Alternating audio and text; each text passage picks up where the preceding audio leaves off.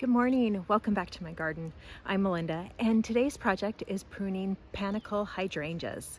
It's a beautiful morning, we got lots of sun today. It's still a little bit dewy from overnight, but I think it's a perfect morning for getting my Panicle Hydrangea pruned up. My tools for today's project is a more long-handled pruner, which gives me a little more leverage, my Felco 2 pruners, a little waste bucket, sorry about the shadows here, a little chair to make it easier on my back, and that's about all we need.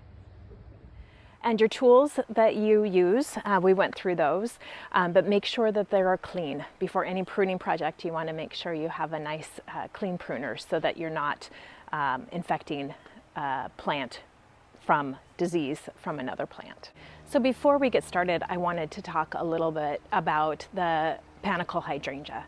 So this one I've had a long time. I'm not sure what the name is, but some common varieties of Panicle Hydrangeas are Limelight or Bobo Hydrangea, a strawberry hydrangea, which I have a tree form of that.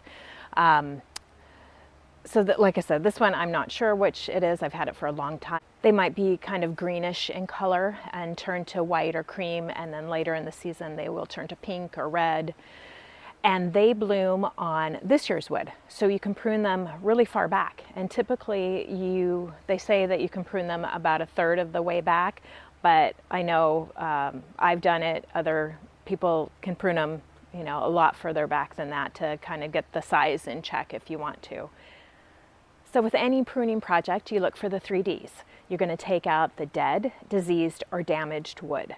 And also you want to look for any limbs that are crossing or maybe too close together. In the Panicle Hydrangea, we're also going to take out some of the smaller little branches and really give it some proper structure and the ability for those blooms to grow and be held up by the plant. Okay, here we are closer in to my plant, and I wanted to show you, you can see the cuts, if I can get in here, like from last year. Here's a cut that we did, and you can see all the growth that we had off that cut. So they tend to do that. If you do a cut like this one, it'll send out growth all around it. So we're going to get in here, and like this one, this is a really small little branch, not going to be able to hold up very much. So we'll take that out, and like this one is crossed over the plant. Want to open up that middle canopy. We'll take that one out.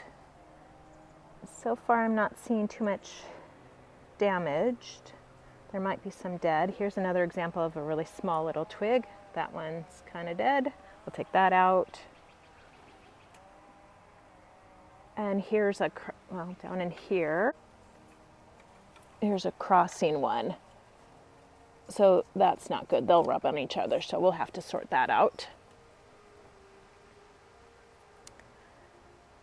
So I think that gives you an idea of what I'm looking for. So we will get started.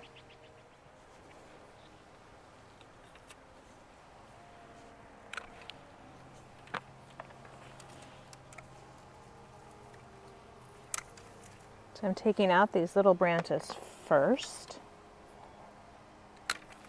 over here so I can get some better access actually.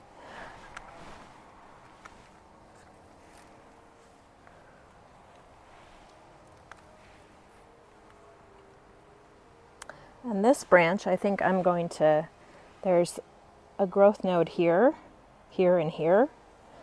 I think I'm going to trim it back and get the size down a little bit. We have a pathway here, and this last year the plant got massive, sorry. And so I'm going to prune it back to right here.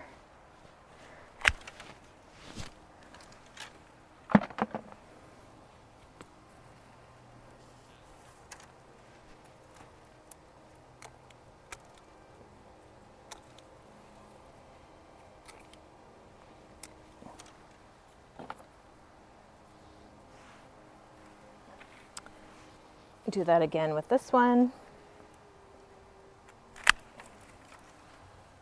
And you can see when it's live wood how it's nice and green.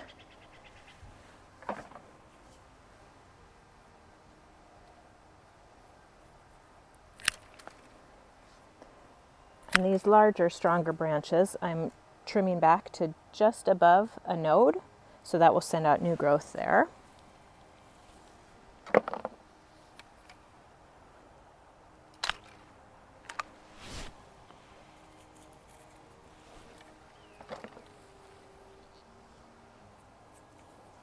And there's a crossed branch there. I'm going to take that one out. Same with this one. Trim this one further back.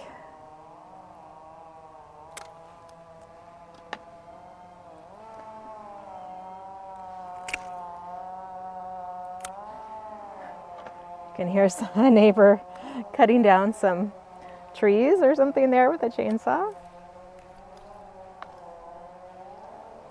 Always activity here in the spring.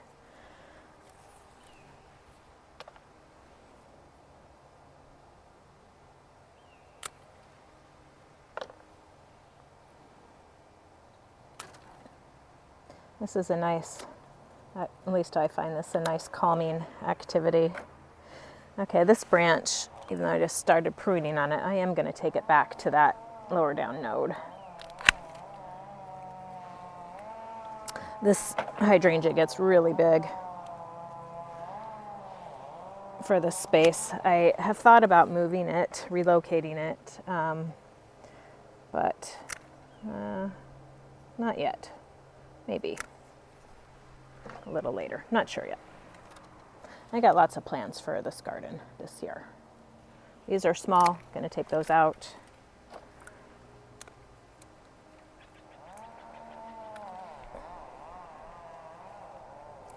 And this one, this comes out from the center and is crossing up over. I'm gonna take that guy out all the way down.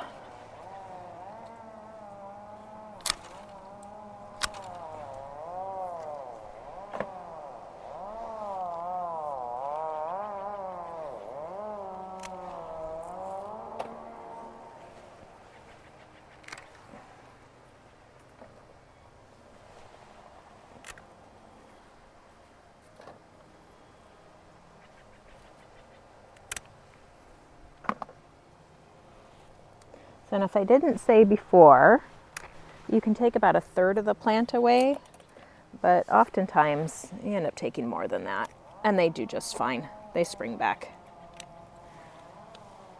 These are really great hydrangeas. Also want to clean out any debris that got caught down at the base there. Oh, dead nub there.